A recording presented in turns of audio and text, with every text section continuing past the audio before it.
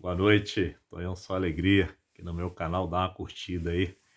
Mas hoje eu gostaria de compartilhar uma experiência que foi um divisor de água na minha vida. Tive alguns momentos na minha vida que foram divisores de água, né? Esses momentos eles marcam a nossa vida e trazem um crescimento muito grande. E eu lembro que quando eu tinha mais ou menos meus 12 anos de idade, né? Eu repeti, né? Eu fiquei reprovado, né? A quinta série na época. Já era a segunda vez que eu tinha ficado reprovado na escola, né? E aí primeira vez que eu fiquei reprovado, eu apanhei, terceira série do primário, e eu apanhei porque eu apanhei duas vezes. Eu apanhei a primeira vez porque a professora me colocou de castigo, porque eu não tinha feito trabalho, e eu arranhei a professora.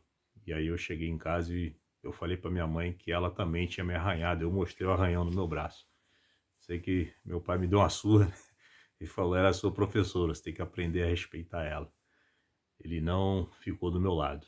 Ele não ficou do meu lado. Porque ele sabia que se ele fizesse aquilo, eu ia ficar sem vergonha e ele ia estar fazendo com que eu pudesse herdar um caráter, uma característica de mentira ou de culpar alguém por algo que deu errado para mim.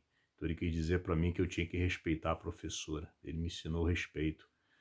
Ele quis dizer para mim, ela pode arrancar a tua cabeça, mas é a tua professora, tem que respeitar ela.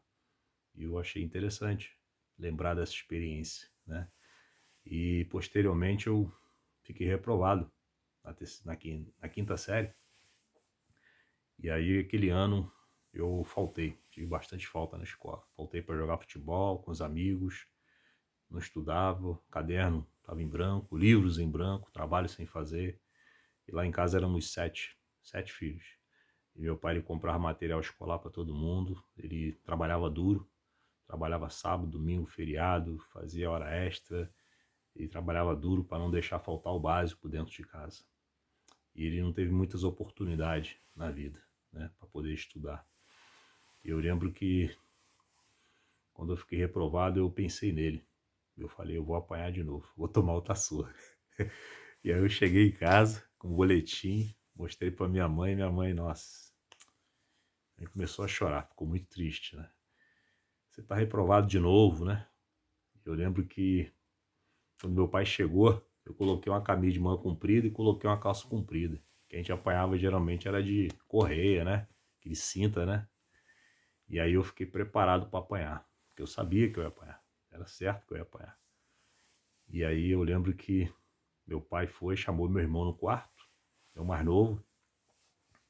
E aí, você passou de ano ou tá reprovado? Ele falou, tô reprovado. Então esse meu irmão, acho que ele tinha eu também como uma referência, como um exemplo para ele, né? E eu fiquei reprovado e o meu irmão mais novo também ficou reprovado. E aí ele falou, depois a gente conversa. Chama aí o linguiça. Assim, meu pai me chamava, chama o linguiça. E aí eu cheguei no quarto lá, camisa de manga comprida, calça comprida, sentei do lado do meu pai.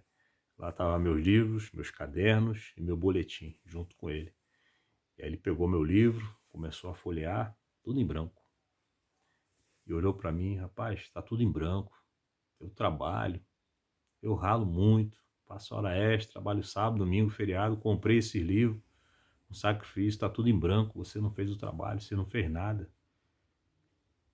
E aí pegou o boletim, mostrou para mim e falou, olha aqui, quantas faltas você teve? E falou muito, muito, muito. E no final ele falou assim, você é um covarde, você é um covarde, você não dá valor pro meu trabalho e nem pro meu sacrifício. Você é um covarde, cara. Isso é covardia o que você tá fazendo comigo. Eu trabalho muito, trabalho pra caramba. E olha aqui o resultado que você me dá. Esse é o resultado. Você acha que esse é o resultado que eu mereço? Eu perdi meu pai quando era adolescente, perdi minha mãe adolescente. Aprendi a ler e escrever com papel de pão. Só fiz a quinta série. Dormi em bar de ponte, dormi em bar, trabalhei para poder comer, em troca de comida. E hoje você tem pai, você tem mãe, você tem escola, tem professores, tudo pronto, perto de casa. e você não dá valor. Você é um covarde. Terminou aquela conversa, eu fui pro banheiro, eu chorei muito. Não gosto nem de compartilhar. Foi a maior surra que eu tomei na minha vida. Mas doeu muito. Preferia ter apanhado de cinta. Confesso pra vocês, preferia ter apanhado chinelo de cinta, galho de goiabeira. Mas aquelas palavras, elas foram muito profundas. Elas tocaram muito. E durante as minhas férias eu trabalhei. Fiz alguns bicos lá. Juntei um dinheiro. E no começo do ano, vi a lista de material, entreguei pro meu pai. Entreguei pra minha mãe. Aí entregou pro meu pai. Meu pai olhou pra minha mãe e falou: avisa o Antônio, o linguiça, que o ano passado nós conversamos. E eu já disse pra ele o que ele teria que fazer. E aí eu trabalhei mais um pouco. E fiquei praticamente um bimestre sem ir para a escola. E aí o incentivo do meu mais velho que eu tenho, que eu gosto muito, um carinho muito grande por ele, sempre foi um grande exemplo para mim, né, de conduta e de postura também. E aí ele me incentivou a voltar a estudar. Então eu peguei aquele dinheiro, né, que eu tinha guardado das férias, do trabalho, capinava alguns quintais ali, tinha uns clientes, né? Tinha uma clientela, comecei a trabalhar e comprei o material escolar e voltei a estudar.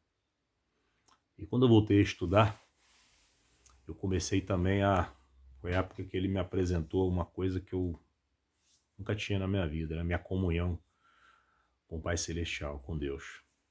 E quando eu voltei a estudar, eu estava tentando andar de skate, eu quebrei o braço direito, fraturei o braço direito, teve que engessar o braço. E aí eu olhei para ele e falei: eu vou desistir, porque esse ano já era, perdi esse ano. Ele me ensinou a oração. Foi quando eu orei pela primeira vez na minha vida, eu nunca tinha orado. Eu orei, no dia seguinte não sentia tantas dores, o braço já estava mais desinchado. E aí veio um sentimento que eu deveria escrever com a mão esquerda. E eu comecei a escrever com a mão esquerda. Comecei a fazer redação com a mão esquerda, comecei a fazer todas as matérias, trabalho de casa com a mão esquerda. Né? Não podia soltar pipa, não podia jogar bola, então só me restava estudar mesmo. E eu comecei a estudar. Estudei muito, muito. Interessante que vários professores começaram a me apoiar, começaram a me ajudar também, por causa da minha atitude. E quando chegou no final do ano, para resumir, eu fui aprovado. E foi interessante que meus amigos tinham ficado reprovados comigo no ano anterior, né? 5 daqueles amigos. O primeiro foi lá, pegou o boletim aprovado. Segundo, reprovado. Terceiro, reprovado. E o outro foi lá pegar o boletim também, estava reprovado. E eu fiquei naquela angústia até que chegou a minha vez. Eu fui lá, peguei o boletim e estava marcado lá, aprovado. Nossa. Aquele dia marcou a minha vida. Foi um divisor de água, como eu falei no começo. Marcou a minha vida. Eu descobri o sabor de uma conquista. E o sabor também de uma mudança. E mais do que isso, um pai corajoso que me ensinou que ensinar tem mais efeito do que bater. Eu nunca bati nos meus filhos.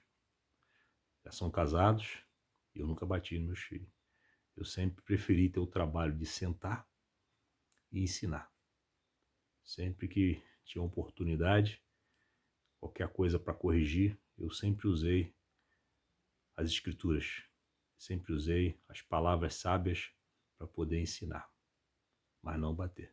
Porque meu pai me ensinou que a verdadeira mudança que você pode realizar na vida de uma pessoa é uma conversa sincera. E naquele dia ele foi sincero e verdadeiro comigo. E tocou meu coração e realizei essa mudança. Foi o divisor água na minha vida. Então por isso que eu digo para você, pai, mãe, como todo mundo, não passa a mão na cabeça do seu filho, ame seu filho. Mas ame seu filho para que ele possa ser preparado para a vida. Não ame seu filho passando a mão na cabeça dele, defendendo ele em todas as coisas, não querendo saber se ele está certo, se ele está errado, né? Amar seu filho é preparar seu filho para a vida. E nessa preparação você precisa ser verdadeiro com o seu filho, precisa chegar junto nele. Não precisa ser grosso nem agressivo, mas você precisa ensinar para ele a verdadeira, o sabor da vida, ou seja, o segredo da vida, o caráter da vida, né? O que é verdade, o que realmente é o resultado, né? Não é falar, é sentar com ele e ensinar com firmeza e com amor. Foi o que o meu pai fez comigo naquele dia. Ele me ensinou com firmeza e com amor. Por isso que ele já partiu, mas eu guardo ele com muito carinho no meu coração. Um beijo.